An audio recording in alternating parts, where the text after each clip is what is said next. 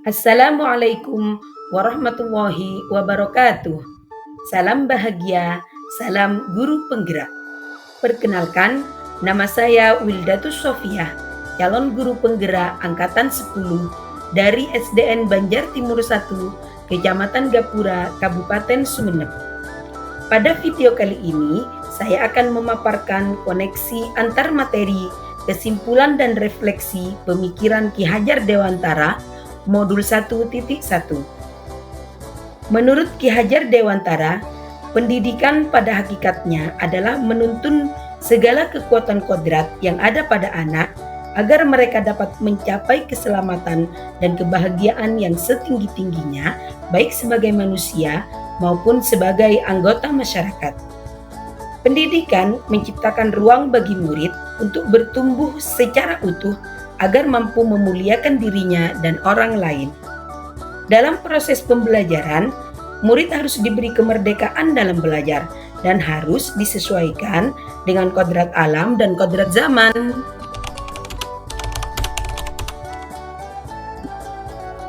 Sebelum mempelajari modul 1.1 tentang pemikiran Ki Hajar Dewantara, pembelajaran yang sering saya lakukan hanya sebatas transfer materi pelajaran saja. Saya menganggap ketuntasan materi lebih penting daripada memahami karakter murid. Bagi saya, murid hanyalah objek pembelajaran, sehingga pembelajaran berpusat pada guru.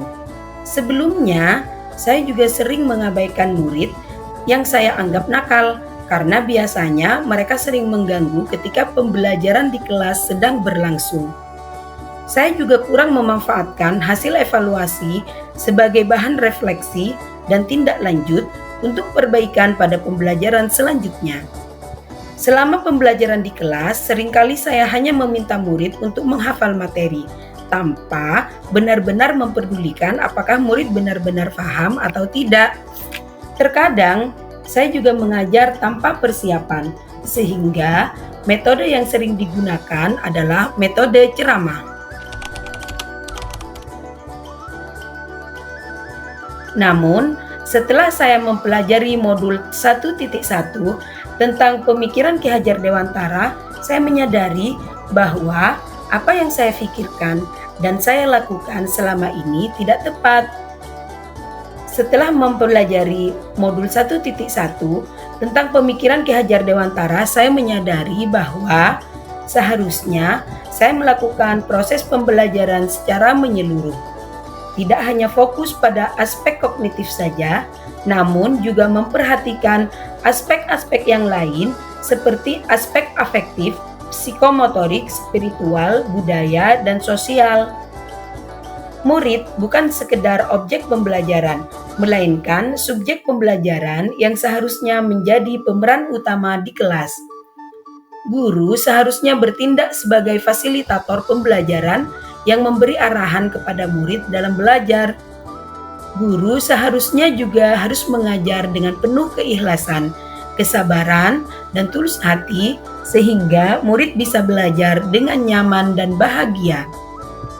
Guru juga harus mempelajari karakteristik masing-masing murid, karena setiap anak dilahirkan unik dengan kelebihan dan kekurangannya masing-masing, sehingga tidak ada lagi murid yang diabaikan dalam proses pembelajaran.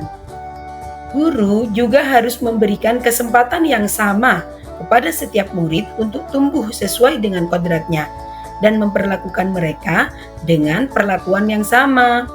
Selain itu, guru harus senantiasa melakukan refleksi dan umpan balik dari murid maupun rekan guru yang lain guna memperbaiki dan meningkatkan kualitas proses pembelajaran. Proses pembelajaran juga tidak selalu dilaksanakan di dalam kelas. Sesekali harus dilaksanakan di luar kelas agar murid bisa berinteraksi langsung dengan lingkungan.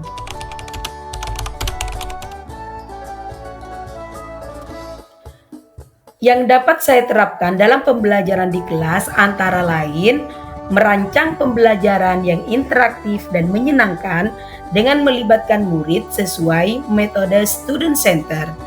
Berikutnya, saya akan mendorong murid untuk berpikir kritis kreatif, komunikatif, dan kolaboratif dengan berpegang teguh pada kemerdekaan belajar murid.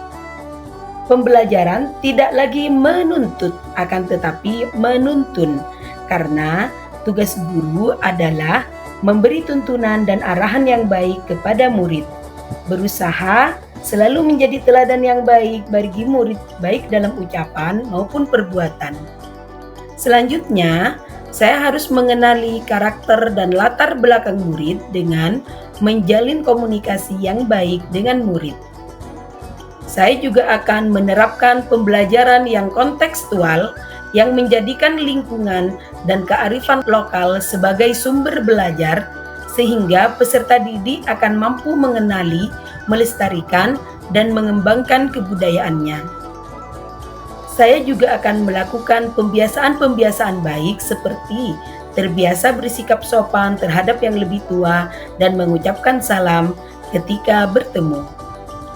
Terima kasih sudah menonton video ini. Semoga bermanfaat. Salam guru penggerak. Wassalamualaikum warahmatullahi wabarakatuh.